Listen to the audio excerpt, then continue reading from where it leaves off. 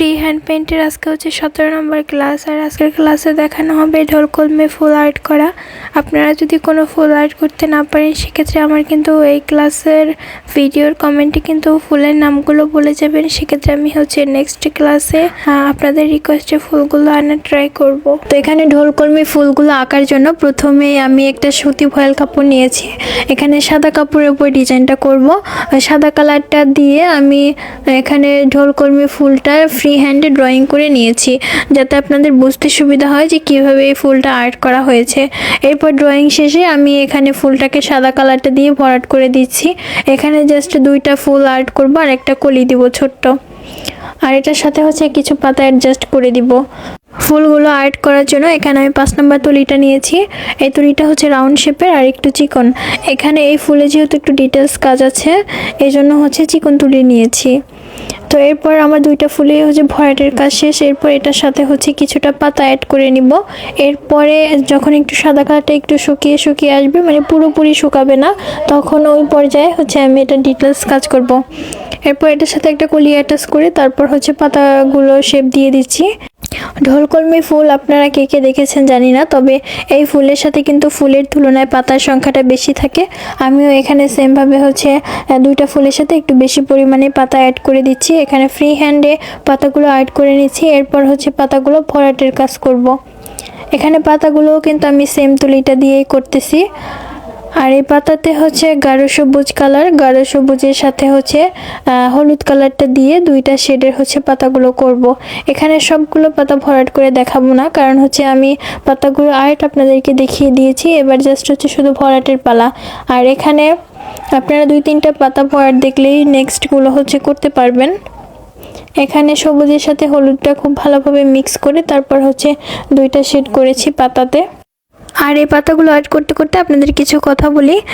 আপনাদের এই যে তৃতীয় ব্যাচে যারা নতুন অ্যাড হয়েছেন তারা অনেকেই জানেন না যে এখানে রিকোয়েস্টের ফুলের ক্লাসগুলো করানো হয়। মানে আপনাদের যদি কোনো ফুল অজানা থাকে বা সেই ফুলটা শিখতে চান, ওই ফুলটা যদি আমাকে বলেন তাহলে কিন্তু আমি ওই ফুলের ক্লাসটা আপনাদেরকে করিয়ে দেখাবো। সেটা হোক কমেন্টে বা ইনবক্সে, যে কোনো মানে মাধ্যমে আমাকে বললে আমি হচ্ছে চেষ্টা করব ওই ফুলগুলো অ্যাড করে দেখানোর জন্য। আমি প্রথম ব্যাচ দ্বিতীয় ব্যাচেও কিন্তু এভাবে করে হচ্ছে আপুদের রিকোয়েস্টের ফুলগুলোর ক্লাসের ভিডিও বেশি দিতাম। হয়তোবা মানে সবার রিকোয়েস্ট তো আর একসাথে রাখা যায় না, কারোটা আগে হতো কারোটা পরে, এভাবে করে হচ্ছে সবারটাই দেওয়ার চেষ্টা করতাম। হ্যাঁ, তো আপনারা চাইলে আপনাদের কোনো রিকোয়েস্টের ফুল থাকলে সেটা আমাকে বলতে পারেন। তো এরপর হচ্ছে পাতাগুলো শেষে আমি ফুলের ডিটেলস কাজটা করে নিচ্ছি। এখানে ঢোল কলমে ফুল যেহেতু একদমই হালকা একটা পিঙ্ক কালার শেড থাকে সাদার মধ্যে, আমি সেম কালার কম্বিনেশনই রাখবো ফুলটা। এখানে সাদার সাথে গাঢ় যে ম্যাজেন্ডা গোলাপি আছে ওই কালারটা সামান্য পরিমাণে তুলিতে নিয়ে খুব সুন্দরভাবে হচ্ছে সাদা কালারের সাথে ফিনিশিংটা দিতে হবে। এই কাজটা অনেকটা সময় নিয়ে করতে হবে। এখানে ফুলের মাঝ থেকে শুরু করে আমি কিন্তু কিভাবে মানে একটা লাইনারের মতো করে তারপর হচ্ছে শেডগুলো দিয়েছি হালকা পিঙ্ক কালার, এটা কিন্তু দেখে আপনারা বুঝতে পারতেছেন, এটা কিন্তু বলে বোঝানো যায় না। হ্যাঁ, এরপর হচ্ছে নিচে যে মানে লম্বা যে জায়গাটা থাকে ফুলের, এখানেও কিন্তু একদমই সামান্য পরিমাণে একটু গাঢ় গোলাপি কালারটা নিয়ে তারপর হচ্ছে সাদা কালারের সাথে মিক্স করে দিতে হবে। এতে কিন্তু ফুলটা একদমই ন্যাচারাল লাগে, আর আপনারা দেখেই বুঝতে পারতেছেন মনে হচ্ছে যেন ফুলটা ফুটে আছে।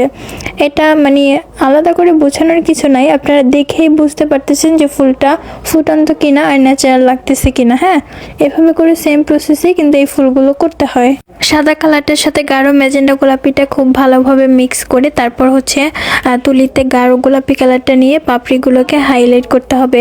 মানে পাপড়িগুলো থেকে মানে চিকন করে লাইনার করে করে পাপড়িগুলোকে হাইলাইট করে তারপর হচ্ছে আবার মাঝের অংশে একটু গোলাপিটা নিয়ে একটু মানে চারপাশে যে আমি শেড দিয়েছি ওটা থেকে একটু গাঢ় কালারটা রাখতে হবে মাঝের অংশে, যেন তাকালেই বোঝা যায় যে এটা হচ্ছে ফুলের মাঝের অংশটা।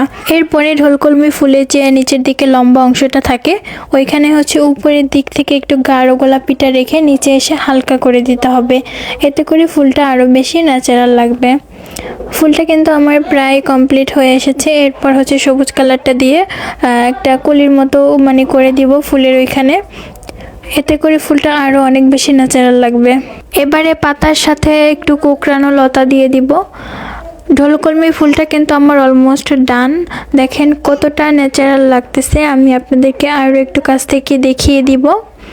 বিশেষ করে এই ঢোলকলমি ফুলগুলো আমার কাছে অনেক বেশি ভালো লাগে। আর দেখেন কতটা মানে সুন্দর ফিনিশিং এসেছে, আর দেখেই মনে হচ্ছে যেন জীবন্ত ফুটে আছে।